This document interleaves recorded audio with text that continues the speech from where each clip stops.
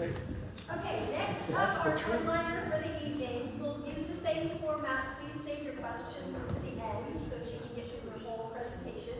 We have our area director for Santa Clara County Valley Water, Director Shiloh Ballard. So come on up.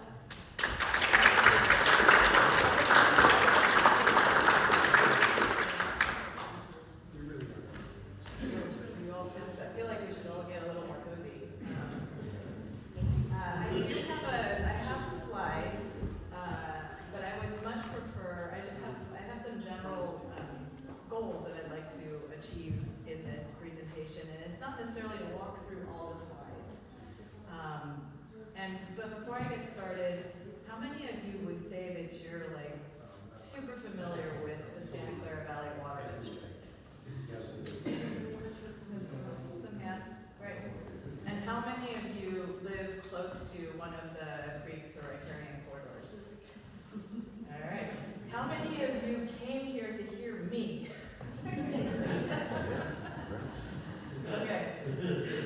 Because I saw Michael on the agenda, and I was like, oh, everybody's going to come out to hear Michael there, and I'm just picking up the spares. So that's good to know that you're all. Carrying the water. Say what? Carrying the water. Carrying the water. Yeah. Yeah. It's good to know you actually are interested in this topic. To start with the punchline, I had actually reached out because I wanted to share what the water district was doing around folks who are living along our riparian corridors. And so that's my main goal here tonight. The water district has put together a bunch of really, really wonderful educational information, a roadmap for how the ordinance, and I'll back up, gets implemented. And so I just wanted to highlight that and make sure you all know that it's there and that there are a ton of resources available for folks. So that's what I'm hoping to impart. I'll go through these. How many of you are already aware that the water district passed an ordinance to restrict people from sleeping along riparian corridors? What took them so long? Really and truly, it's disgusting. Let's say it again. Yeah, I know, I better shut up, but it's just, we're gonna hear the same old garbage over and over. It's been like decades. People living right here at the Willow River. Decades. And it's always been illegal. Gary, I'll put you on the agenda another time. Well, it's just so frustrating. No wonder I haven't come here in the last 25 years. Hearing a theme, a lot of people don't come to these meetings, and there may be a variety of reasons for it. Maybe people don't feel like they get enough airtime. Maybe they feel like other people dominate the conversation. I really would like to go through this quickly and hear from you all. And you can ask me questions. I will do my best to answer them. You can pontificate if you want.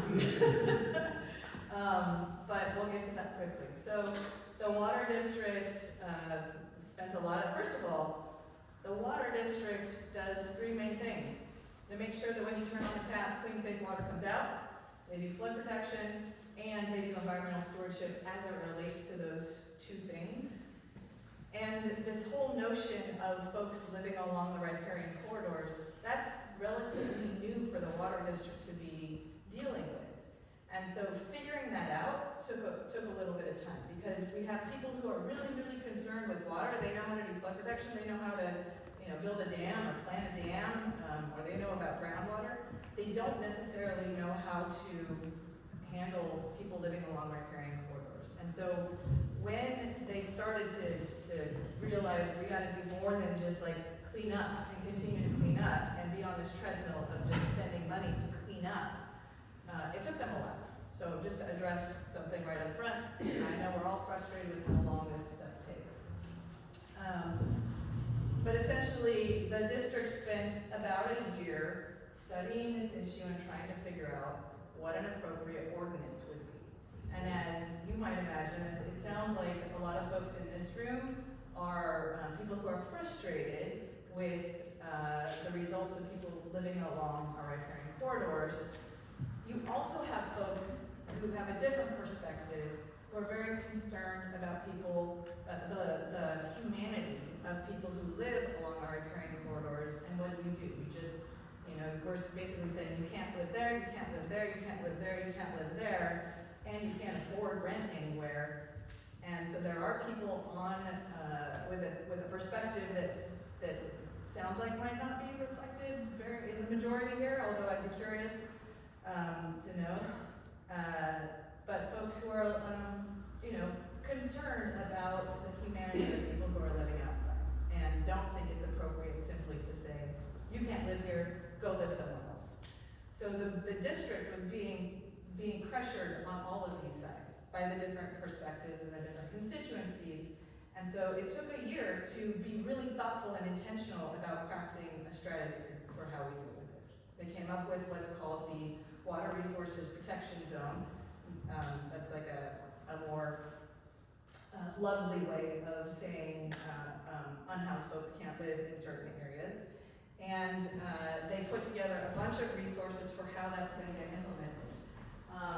So you can see the timeline there, adopted in 2024. You've probably read this, I won't read it to you, but if you go to the next slide. This is what I really wanted to focus most on. There are a bunch of FAQs and just fact sheets that say if you're living next to a riparian corridor, or if you're living somewhere and there's an encampment that you see, what do you do? What can you do? And these documents spell out exactly what you can do. And I'm going to walk through an example that I just went through with a neighborhood over on Stokes and St. Elizabeth, which is along the Los Gatos Creek, where there were folks encamped along the creek on water district property. And that's the first question that you should ask yourself if there's someone or folks living somewhere is we heard this from Michael Mulcahy, whose property is it? Because and you don't care, right? Like as a citizen, you're like, someone's on this property, and we and the agencies are like, well, it's not our property, that's City of San Jose property, and City of San Jose is like, well, it's not our property, it's Caltrans property. You don't necessarily care about that part, you just want someone to take care of it, understand that, and the water district has put together a map. So you can go, and if you go to the next slide, I don't think it links to that slide, I'll get to that. But the water district has put together a map. So you can go to that map and you can say, this is or is not water district property. And then you'll know, okay, I need to call the water district or not call the water district. Call Michael Mulcahy, he's got a real estate background, so he can tell you who owns the but that's the first thing I wanted to highlight. If there's an encampment, we now have a map and you can figure out for yourself to the best that you're able whether this is water district property and therefore you should call the water district. And what I wanted to highlight is on this story that I started telling for Stokes and St. Elizabeth, what ended up happening was the water district said, yep, this is our property. They came out, they determined that this was a high priority area that they wanted to not have people encamped on, and that's something that I'll go over. They cleared it out, and then what ended up happening is, I'm sure what you all have seen, is folks simply moved to an adjacent property that is not water district property, is somewhere that they are not going to get kicked off. What ended up happening then is the homeowners were trying to figure out whose property that was. And so they reached out to the water district again, and we actually went out and had a site visit with the homeowners and had iPads with the boundaries of things and walked so that we could see where the little dot moved to be able to say, you are now on water district property, now you are not on water district property. That is the level of service that you will get from the water district, is they will actually come out to determine, is it's in dispute, where is the line and where is the water district property and where is it not? So they came out, they did that, determined that the homeowners association actually owns that property and they didn't even know it. So that was kind of fun to figure that out. So that's a little story. What ended up happening there is the water district essentially said, okay, homeowners association, this is your property. You need to put up no trespassing signs, and we will then work with you to keep that area unencamped. So that was the end outcome there. What I wanted to also talk about was, and people are probably judging by some of the comments that I've heard here, maybe not love this part, but I do. And that is that the water district, when we passed this ordinance, was not gonna turn around and kick every unhoused person off of their property. That was never the intent. They're not capable of doing it. There aren't the resources to do that. What they did was prioritize areas based on, do we have a flood protection project going on there? Did we just do like a environmental remediation or mitigation project there? Are there some safety issues there? Meaning it's close and adjacent to a neighborhood, and you could have, in this one particular instance, a propane tank exploded and created a fire. Those are the kinds of things that make an area a higher priority, where the water district is going to clear that encampment. Otherwise, the water district has put out some guidelines that say, if you, as an unhoused person, are living on water district property, and you're abiding by all of these rules, we're going to turn our eye for a while, until the city, the county, the cities have created housing that people can actually move into. So that is this part in terms of high priority and low priority.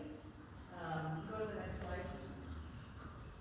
There's also an education component to it. First of all, going out to encampments and helping people understand what the ordinance is and does. Go to the next slide. This is an example of the educational materials that we put together, and I would highly recommend everybody go and read this stuff because it is super thoughtful. It makes it very clear exactly how the water district is enforcing this.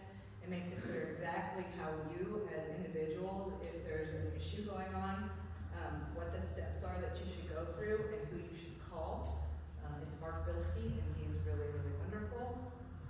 Go to the next slide.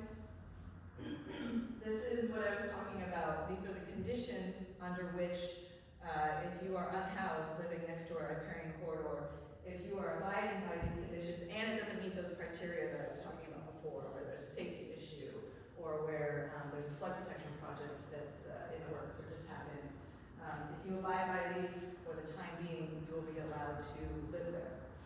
Go to the next slide. This is a part of our enforcement. Next slide. And more details. And the only other thing I wanted to mention was also the water district created a map of encamped areas. And you can go to that map and you can, because you're probably like, when are they going to have people move out here? Are they going to, when was the last time it got cleaned up? There's a map that has all of that as well. You can float your mouse thing, a cursor, and click on it, and it'll tell you, oh, this area was last, a sweep was done of this area 2 months ago, and the next one is planned on a certain date. So that map exists as well. If you're wondering, if you're like, I live next to this encampment, what's going on there? You can click on it and it will tell you. That's essentially all I wanted to tell you about the Water Resources Protection Zone. I also wanted to, and I would love to answer questions or just hear people yell at me about whether they like this or not like it. I expect that you might although I would encourage other people to also talk. But I also just, before we do that, if you also want to talk about things that are going on with the water district right now, the water district is in the process. Every 5 years, we update the water supply master plan. Super exciting. Like I said, it only happens every 5 years, but this is the document that basically outlines how are we going to make sure that by 2050 our children's children have water as well. So are we building new reservoirs? What are we doing with our existing reservoirs? How are we dealing with our groundwater? If you're interested in that, I'm happy to talk about that. I also wanted to mention the Upper Quad project. Some of you might remember that last year, the water district, that's a flood protection project. Guadalupe has 3 sections, and that section, the middle section, money for that was shifted to another project at the water district. If you're interested in talking about, yeah, we don't like that. Agreed. We're still paying flood insurance. Right, now. flood Right, zone. right, We've yeah. been paying, we did the Willow Glen Bridge, we widened that over 10 years ago. We're still waiting for the creek to get widened so that we don't have to pay flood insurance anymore. Yes, we are. The water district is going to be discussing this project and various options for moving forward at their CIP, which is the Capital Improvement Program Committee, in April. And I'd be happy to make sure y'all know when that is actually going to happen, because that's the next time they're going to be trying to figure out, because what happened there, and, well, we can get into that if you want to get into that. But that's another. I know that project ran over down south, and so they stole the money from us to give it to them so they could finish their project. Because we were at the meeting, we went to the meeting at the water district when the mayor of Morgan Hill was down there and pleaded for the money, please give us the money. And you guys voted and gave them the money, and we're still sitting here waiting for our creek to get widened. Yep. So a discussion on what to do, how to move forward is gonna happen in April at the CIP committee. So I would encourage folks, like I said, I'd be happy to get the date out to you all if you wanna hear some of they're discussing options, like what are the ways that we can move forward. There was one more thing I think I wanted to say. Also, so today at the Water Supply Demand Management Committee, we were talking about conservation. And so I just wanted to flag, how many of you have like swapped out your front lawns for something more drought tolerant? Well, Good, great. The Water District has all sorts of programs to help people do that, and the conservation piece of things is huge for us being able to meet our water supply goals in the future. Lastly, I'll end on, if you're interested in water stuff, there are committees and commissions. We had someone who's on the Arts Commission, I think she left. But similar to city commissions, the Water District also has committees. So if you're interested in being on like the Independent Monitoring Committee for Measure S, that's the parcel tax that we all pay to do flood protection, we have seats available. If you're interested in environmental issues, there's an environmental commission. If you have a son or daughter who's in high school, we have a youth commission. So anyway, I just wanted to highlight that as well as opportunities that really importantly in a democracy. All right, question. What is all of that cleanup of your land, which people should never be on, costing us? Costs a lot. I know. It really sucks. And I think that's what people are getting mad. They're not mad at you, they're not mad at the police. They're mad at, like, the police are saying, well, the state says this, you know what I mean? So something's gotta give. And I think the way I look at it as a citizen, it's like, there's all these organizations, and people are getting paid, but nothing's happening. So somebody in the city's gotta go yell at the county, and then the county's gotta go yell at the state, because it's really insane. I mean, I can only imagine that you guys have to shell out to do that. Yeah, it's not a good use of money No. because it's just a treadmill. You know, if you imagine you live outside, every day you're eating off of disposable stuff, and it has to go somewhere, and nobody's picking up your trash for you. Oh, worse than that, even waste. Yeah, that's just, and it goes into the riverways. This is where I would say, so I spent 15 years in affordable housing before, well, I spent 15 years in affordable housing, and then I worked for the Budget Coalition for 8.5 years. And now I'm on the Water District. So I have 15 years, and all that time I've been involved in housing issues. And at the end of the day, it is the city's job to entitle permit housing. People are homeless because there isn't enough housing for people to live in. And that's the choke point. We need to build more housing that is affordable for folks. I don't agree with you. Yeah, I that's think the true. people that are still out They're there lazy. have had every opportunity to meet rules they don't want to. So we- They're mentally ill, they're drug addicted, a lot of them. I mean, most of them that I've encountered have been clearly mentally ill, seriously mentally ill. And it's just disgraceful as a society that we just say, hey, go around, just do whatever, live wherever. You know, I had one lady living in my bush. She cut my water hose in front with a knife. I was like, what is this about? Well, in her brain, that meant I'll get water. Luckily, she didn't turn on the faucet because I might not have noticed it for a long time. So I'm just saying, I think everyone has to quit being so dang liberal and really get down to who those people are. And I certainly encountered them in my profession and dealt with them, but they have to be dealt with. And you can't just say, oh, go camp wherever and you're on your own, because they're not capable of it. And then it's costing all the rest of us, tons of money. I just want to say it might be useful to take a look at some of the destination home statistics on how these things work. I mean, they housed, 2,500, 3,000 people last year, but more people than that became homeless.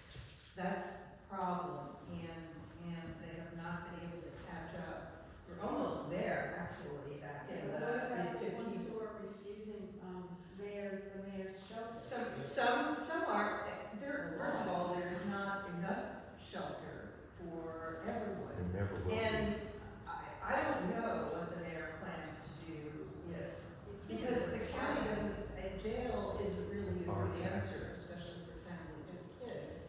They don't have money, so finding them is a difficult situation. Yeah. But I wanted to throw out there that more people, the city is housing people, the county is housing people, but each year more people become homeless because they fall into poverty, because they get sick, they can't pay the rent, they get evicted, and then they don't have a down payment for a new expensive place. Anyway. I wanna underscore destination home. Probably you all have heard about destination home, but there's lots of data and research on their website. So like when someone says, oh, they're all, drug addicted, or oh, they've all refused, to go into shelter. There actually is academic research and data that can help you understand, like, of the population of homeless folks, X percent are this, X percent is that. I don't know that X percent is off the top of my head, but you can see, like, oh, X percent are veterans, and X percent are kids who were in foster care, and X percent are homeless because of X. Which, I'm wondering, how many of you have volunteered for the PIT count? So every year, the county is required to do a census of people living outside. It's called a point-in-time count. And they do it through volunteers. Any average person can be trained to go out and do that. You do it at 6 a.m. You gotta get up early and it's cold. But I did it this past year for the first time. I had always wanted to do it, but for whatever reason I wasn't able to.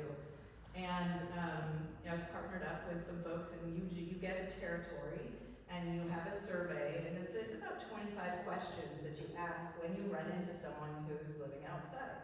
And so I had the pleasure of actually having an excuse to go and talk to people who are living outside.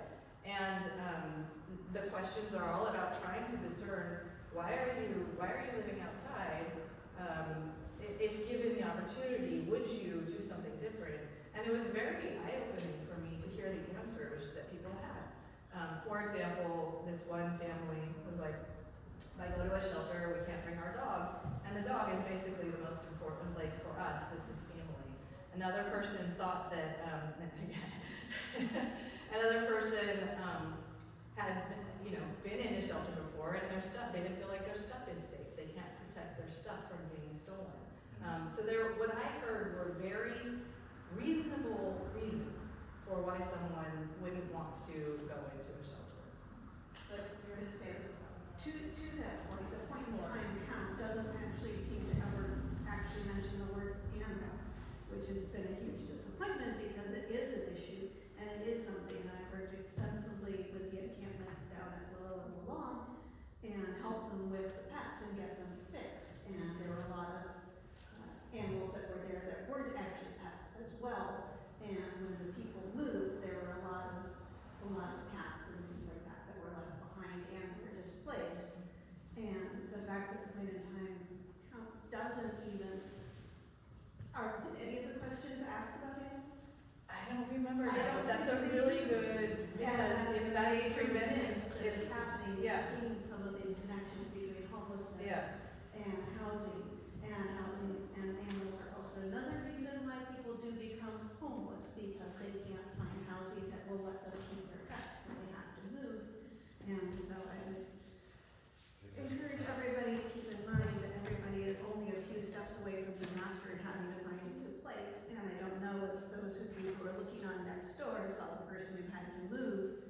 because of her housing situation. She had 2 dogs, 3 cats, and something like that, and she was very upset. There's somebody else posting right now who's getting evicted at an elderly age with a cat.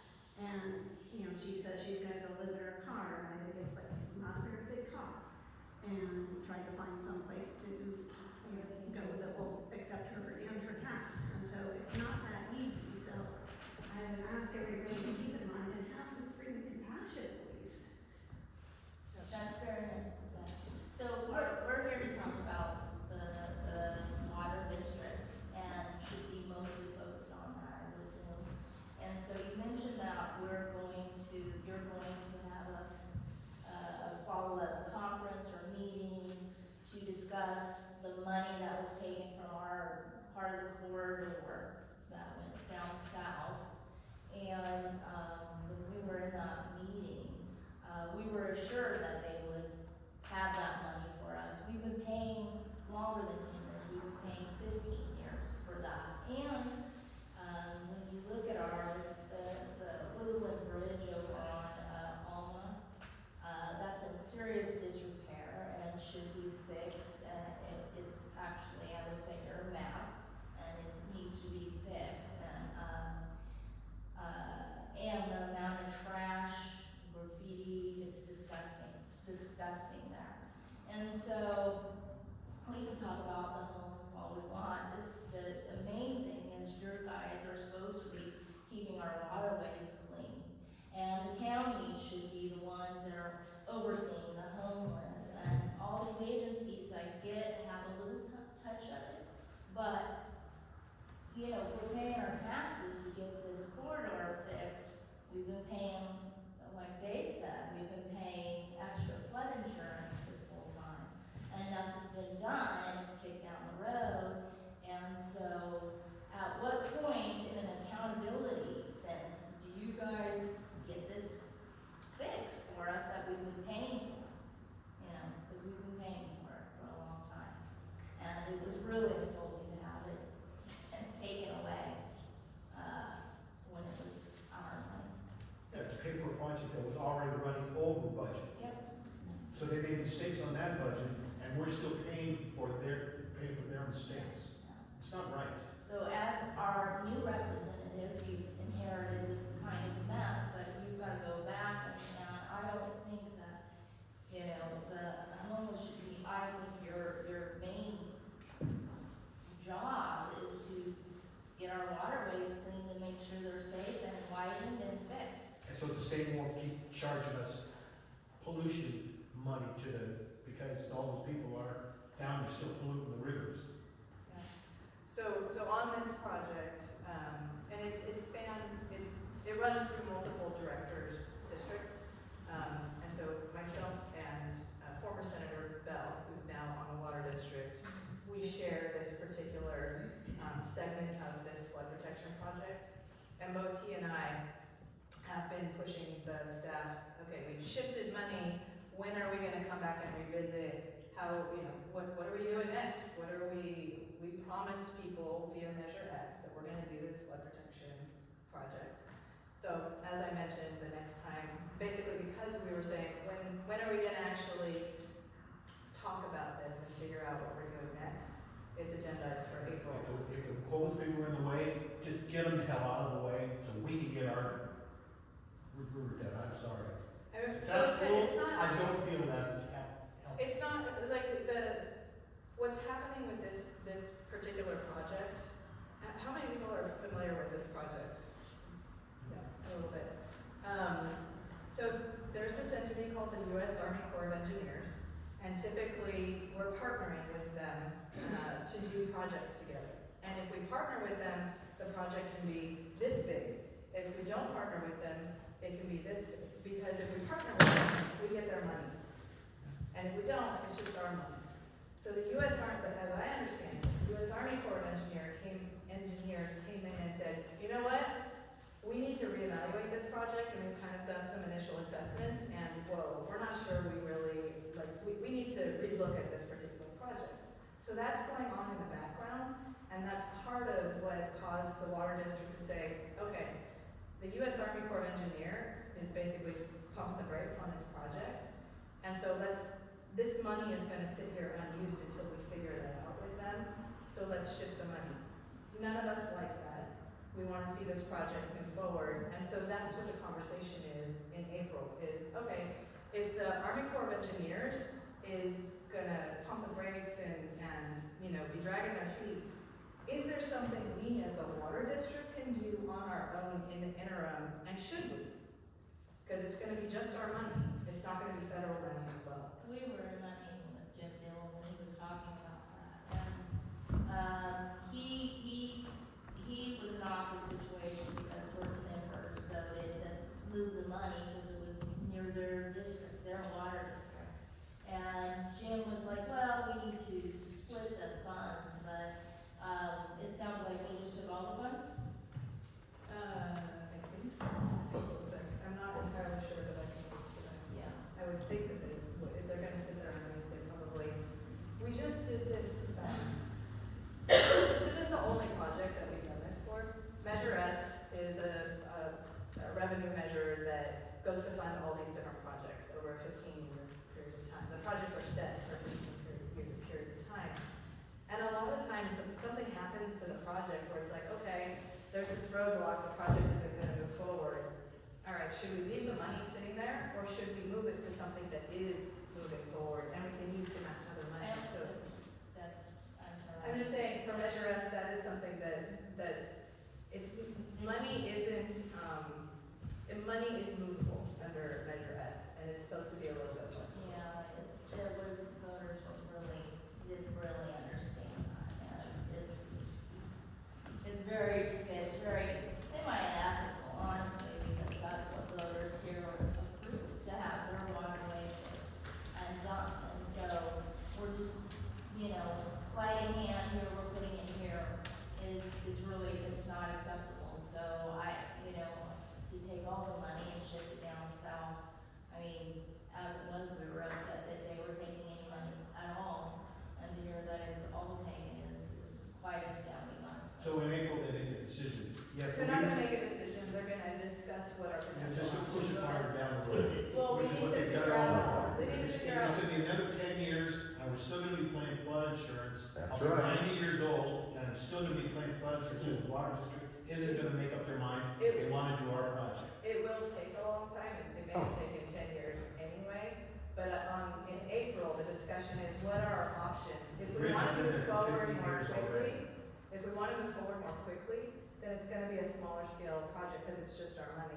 If we wanna wait for the US Army Corps of Engineers, then it's gonna take longer, and it'll be a bigger project. But those are the kinds of things, we're gonna discuss different options in April.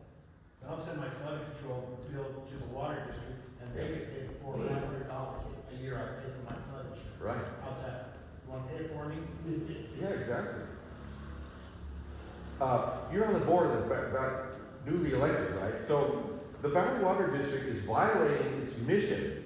Its mission is supplying wholesale water and doing flood control, and that is it. You're not in the hotel business, you're not in the camping ground business, and you just illustrated up here, I know you didn't really mean to, but how this is hopeless. You sanctioned camping along the creek there. Where are they gonna go to the bathroom when they get out of their tent?